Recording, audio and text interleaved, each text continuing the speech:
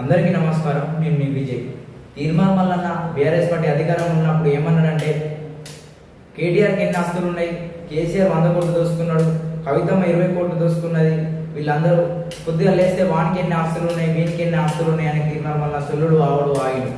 తీర్మానం వల్ల ఈ రోజు నీకు ఎన్ని ఆస్తులు ఉన్నాయి, నువ్వే చెప్పినావు. నా యూట్యూబ్ ఛానల్ పరానా ఎంత సంపాదిస్తుంది అంటే ఇంత సంపాదిస్తుంది అని బాగుండు.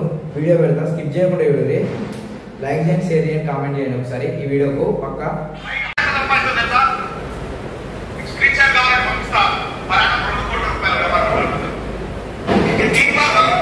స్క్రీన్ షాట్ కావాలంటే పంపిస్తాడట. పలానా 2 కోట్లు సంపాదిస్తాడట.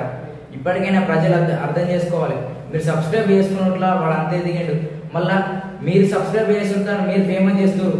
ఫేమస్ చేసింది కాబట్టి ఇప్పుడు ఈ రోజున మిమ్మల్ని తిడుతున్నాడు. రైతు బంధు అనేటువంటి చెప్పు తీసుకొని కొడతా అన్నాడు.